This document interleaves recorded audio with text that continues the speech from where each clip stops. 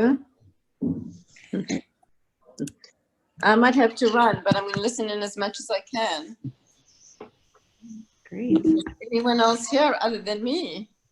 It's just you, Susan.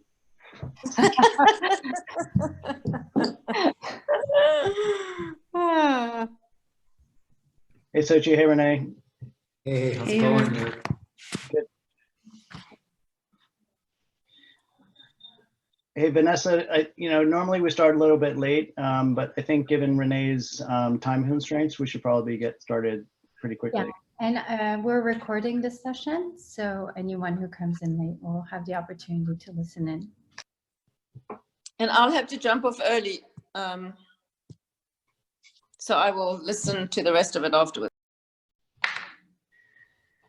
Great, so welcome everyone. This is York Rhodes from Blockchain for Social Impact, also with Microsoft. Happy today to have Rene, who is a co-founder of Celo, with us. Renee's got an amazing background across lots of different academic credentials, but my most fascinating was reading his blog on his upbringing in the GDR while the Berlin Wall was still in place, and then seeing that wall come down and what that was like. So without much further ado, I'd like to introduce Rene, and he'll kick this off with a couple of comments, and then we'll do an AMA. Yeah, thank you, York. Yeah, super excited to be here. Been following, the initiative actually, even before we got involved, and it's just been exciting to see, especially in the blockchain crypto space, how many people care about building something that has social impact. And I think if we were to take sort of a statistical kind of measure there, it's probably on orders of magnitude above sort of your general tech or kind of across other industries.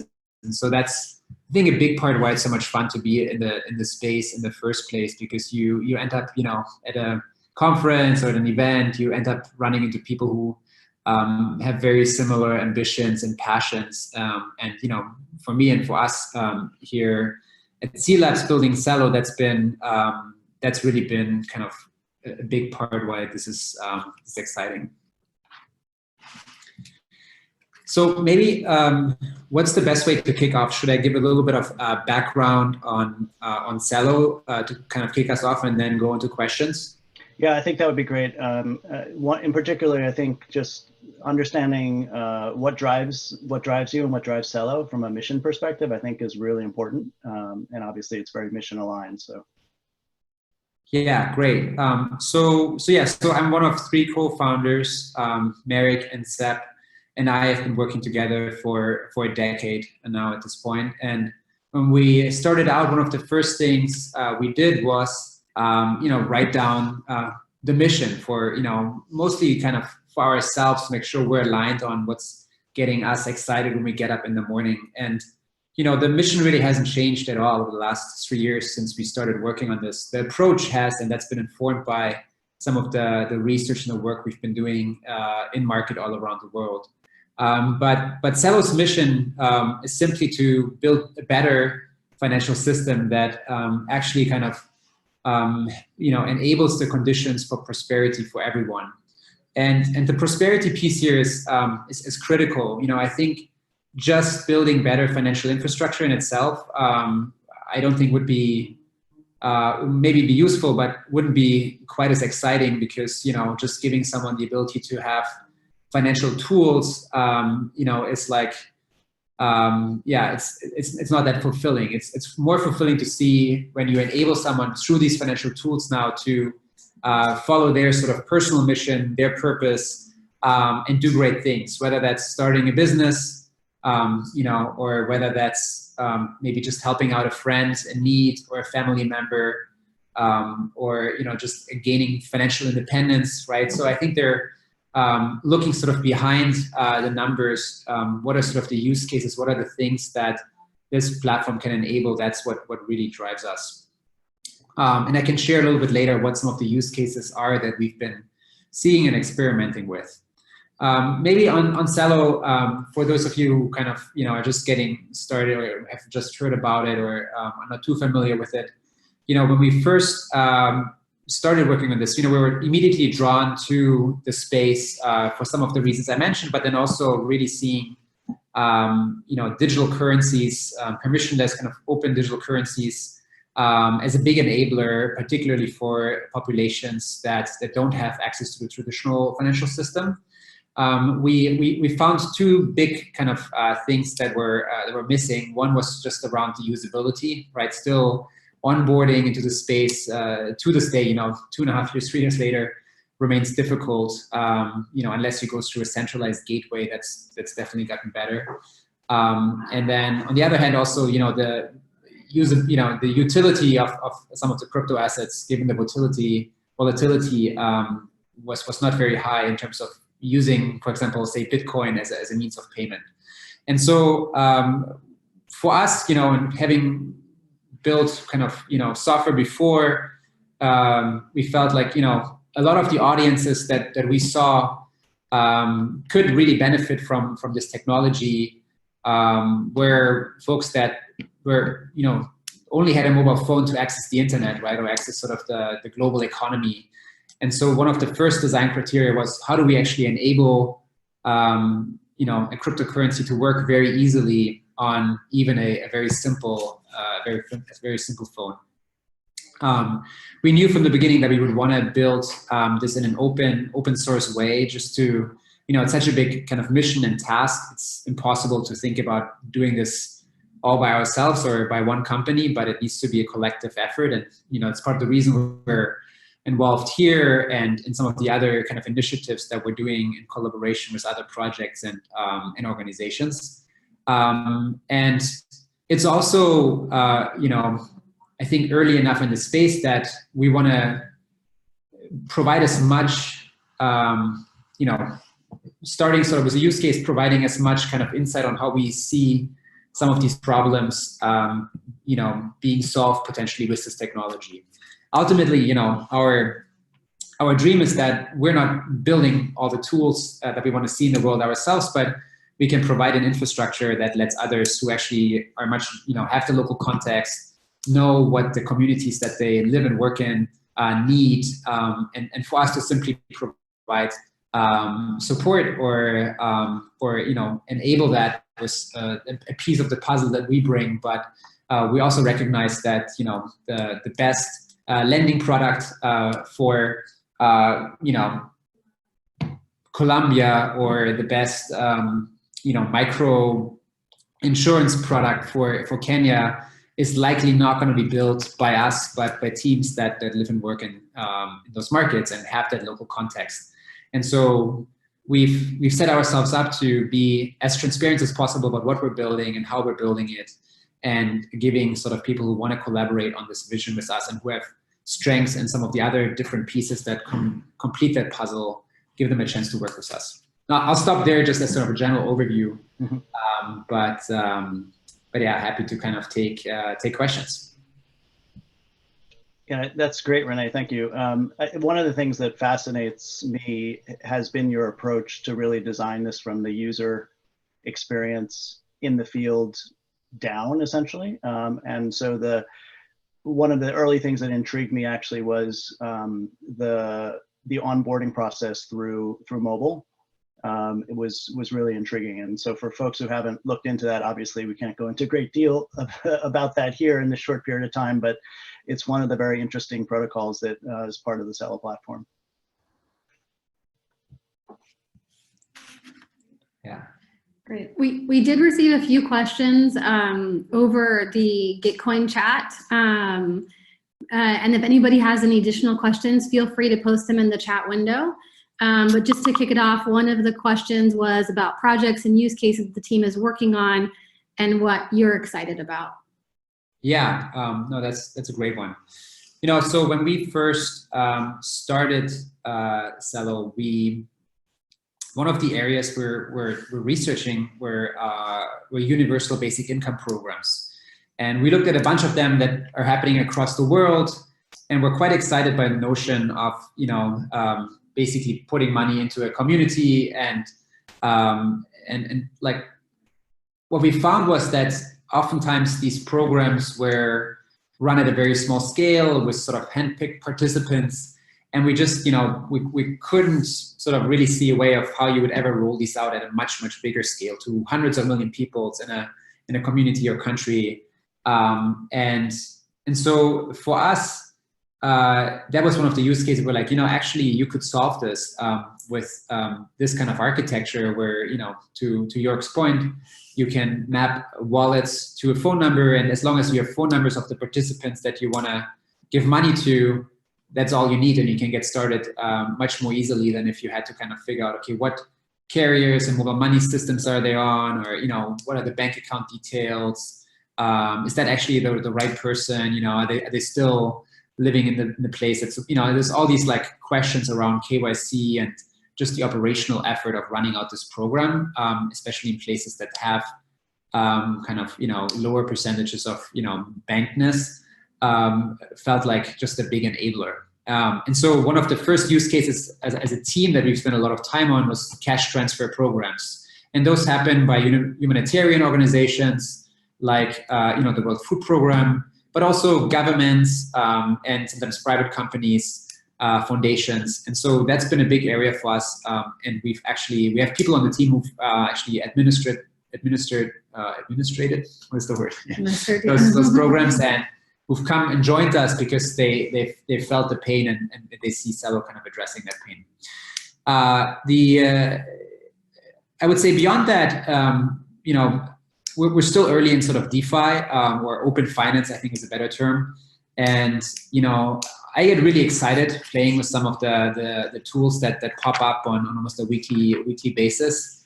But let's be honest, right? It's still a very small audience of people who's actually participating in DeFi today, maybe on the order of, less than 100,000 people who actually have used those tools. And thinking about, expanding the DeFi audience to, millions, tens of millions, hundreds of millions of people that all they would need to participate is, even a simple Android phone, that gets me really excited. And that, provides people access to lending products, provides people basically to sort of all the basic financial products and services that we, I assume most people on this call take for granted. So that's the stuff that I think as a team we're most focused on. Of course, you could use, the platform for all kinds of other use cases outside finance as well, but that's been where we've been spending a lot of our time. Great. Another question that came in: what is Celo? Is it Bitcoin? Is it Ethereum? Another blockchain? Yeah. I think Jörg kind of already put an answer there. So we started out as a fork of Go Ethereum, and we have our own proof of stake consensus mechanism now. And there's some interesting proposals on over time what we're looking to kind of develop there. And then on sort of the smart contract layer, there's sort of two protocols that significantly increase, I would say, the utility for particularly financial applications. One is a stablecoin platform that allows us to kind of create arbitrary stablecoins pegged to benchmarks like the US dollar or the Mexican peso, or maybe it's a local or functional currency. As long as there's a benchmark we can bring on chain through oracles, we can create sort of a synthetic asset that is backed by kind of collateral, similar to Maker, but different design, but high level. That's kind of how I would think about that. And then the other protocol is an identity protocol, which Jörg had mentioned, maps phone numbers to wallets, and so dramatically increases the ease of use. Where, as an end user, you don't have to fiddle with sort of public keys, but you can simply send, balance to a phone number, regardless of the carrier or the country, or whether someone is on the network yet or not.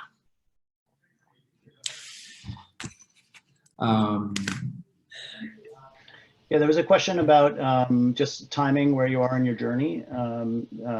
Yeah, that's a great one. So we've just completed running the Great Celo Stake-Off, which was sort of, folks familiar with Cosmos, their game of stakes, similar sort of, game where really it was all about, onboarding validators to the platform and making sure that at launch we have a secure and diversified and decentralized network.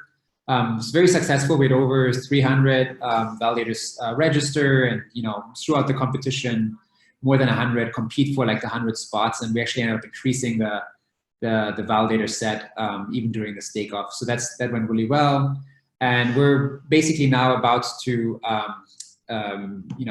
release what we call a release candidate that then will become mainnet.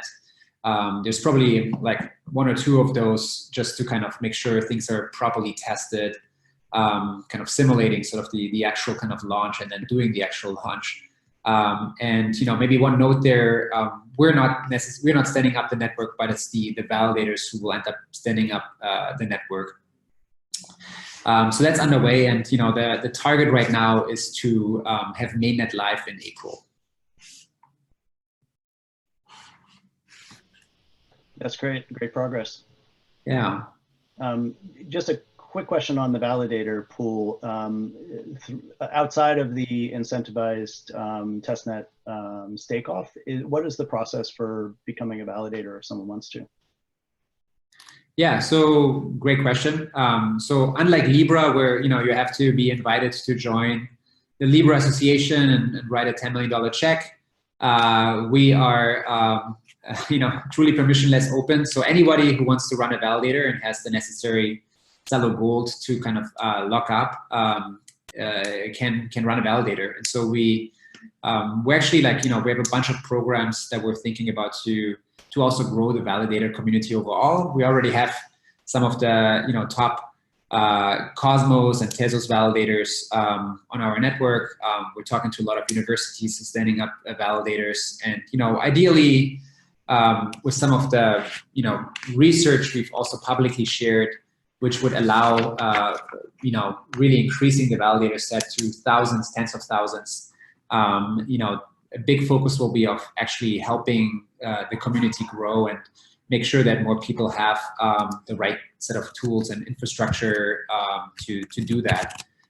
We're one of the first, well, actually, I think we were the first protocol to do audits as part of the stake-off and basically help validators understand their, how their kind of security setup kind of matches up to expectations and to what others are doing.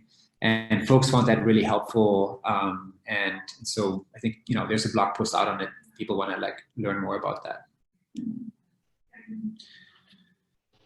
Great. There's a question here about oracles. What have you thought about the role of oracles? Yeah, it's a hot topic right now, obviously, given what's happened. For us, oracles are really important because basically we need to bring the exchange rate on chain, right, to know for the stability protocol to be able to expand and contract based on sort of markets, supply and demand. So there's a bunch of work happening on that front on making sure that oracle manipulation is very hard to do. It's hard to say whether it's going to be impossible, but even if there's some manipulation, maybe there's a way to kind of limit the impact it can have or the damage that can be done, right? I think that's probably one of the areas right now in DeFi where the most research is happening. For us, really, what it comes down to is making sure that we have reliable feeds. And so these will be kind of feeds from exchanges that bring Celo Gold dollar exchange rate on chain. And then based on that, what's called CP Doto is the mechanism that, as part of our decentralized on-chain exchange, will do the contractions and expansions. We have a pretty detailed write-up in our documentation on that if people want to dig in on the more technical details. There are a bunch of third-party, other players coming, doing interesting work. I think Chainlink is one of them. I see the space very, I think this is going to be an area where we'll see a lot of innovation, and we're staying very close to that. I think we're also open kind of as the protocol evolves and needs kind of more scale to collaborate on research there, and we have a grant program, so this is kind of an area that we're very interested in. Great. There's a question here about regulatory challenges. Obviously, those are going to be different in every jurisdiction and geography around the world. How do you think about that, and you sort of getting through some of those issues? Yeah, it's interesting. So, I mean, obviously, as a team and like looking at sort of the Celo protocol, we want to be compliant, right? And we're doing everything we can to make sure that we are compliant in every jurisdiction. The thing I'll say is that in many places there is no regulation yet for crypto assets, and so there's an opportunity to actually shape that conversation and educate regulators and governments, quite frankly, on the benefits that this technology can bring. I think also educate them on the risks. I think there's always two sides to the technology itself is neutral, but the way it's used, can be, can go both ways. And so I think our intention is to work on making sure that we can provide as much information about, for example, how this technology will enable financial inclusion, and with the right safeguards can be great for consumers. I do think that, with any technology early on, there are also abuses of the technology, right? And so some of what we've seen there in the past, for example, surrounding ICOs where, lots of money was raised for then, projects where no work was happening. That's not good for the space, and that's not good for anyone. And so I think over the next few years, we'll probably get some, I expect for us to have much more clearer guidance around all the different aspects for the ecosystem. And as a community, I think we want to be very active in making sure that the voice of the people that are building solutions is heard, and that we can shape sort of what's actually going to happen, and that regulation doesn't just come about in a vacuum. Great. Let me skip to, there's a question here about representing physical assets on chain. How have you thought about that? Yeah, I mean, it's something we're very excited about. I think maybe the general kind of the high level there is, we have full EVM compatibility, so anything you could do on Ethereum you can do on Celo as well. So it's definitely something you can do. I think the way I would look at it is, why could it be interesting on Celo is we have a reserve that basically underpins the stable coins outstanding. So Celo Gold, for example, the native token on the platform is an asset that's used in the reserve. Now, what would be nice, and this is kind of really interesting longer term, is if the reserve actually is made up of real world assets, right? And so if there's a way to kind of tokenize these assets on the Celo platform, it will be very easy to programmatically on chain have these assets be part of the reserve, and thereby creating a demand on the platform for these tokenized assets. And so there's some interesting kind of things that we're kind of looking at. I know people who've been following the project know that we're big fans of the work that Charles Eisenstein has been doing. And, he's an advisor to the project, and so thinking about natural asset-backed currencies is something that was one of the early motivators for us to kind of start the project. So expect a lot more to see on that front from our team. Yeah, and you mentioned Maker before with their multi-collateral DAI. I think similarly, right, when you think about that type of asset pool, that could also very similarly have tokens that represent physical assets. For sure. Yeah, I see a question here around why we need another layer one. It's a good one. We actually, so when we started out, we didn't want to build our own chain. We're very happily looking at sort of just the application space, and the first prototypes we built were actually on Ethereum. And we ran into a bunch of problems, you know, obviously like, you know, proof of work, in terms of just the speed, the finality, and transaction costs, you know, was a hurdle. But then also around the stablecoin, and if you want to have a truly, you know, decentralized kind of experience around stablecoin transactions, imagine someone, and there's also a question about M-Pesa, right? Imagine you have, you know, mention Sochi here, and I want to transact, and I want to send her 5 digital dollars. But now, you know, I'm new to the platform, new to digital assets. So this is already kind of a hurdle to, like, you know, get the wallets, get the dollars, maybe I bought it on exchange. But now that I want to send her 5 digital dollars, I now have to pay gas in, what is this, Ethereum? What is this about, right? And just the hurdle for like a new user to understand the concept of, oh, there's another token used to pay for the transaction, is quite cumbersome. And so one of the things we did with Celo was to say, hey, you can pay gas in the stablecoin, right? So if I want to pay 5 digital dollars, you know, to Sochi, that transaction fee, you know, comes straight out of that amount. So I don't need to worry about introducing a second token. And that's just one of the many design improvements. You know, we talked early on this call, we talked about the mobile first approach. You know, the Celo ultralight client right now syncs 17,000 times faster than the Ethereum light client, and we're going to improve that. There's some more improvements coming to that. So what that means really is that, you know, when you the team was recently in West Africa and landed at the airport, bought you know, a cheap Android phone, and within seconds was able to sync with the chain and write transactions from a non-custodial wallet kind of ultralight client. You can't do that with any other chain right now. And for us, you know, we really want to see this being used by, you know, there's close to 6 billion smartphone subscribers in the world. You know, like that's the audience here, you know, and so unless you have something that can run on a smartphone, there's no way you're going to get adoption. So those were, you know, just some of the things that, you know, ultimately led us to going kind of full stack versus just building an application. Right. So the design principles from the user down, right? Sort of does lead you down certain technology paths.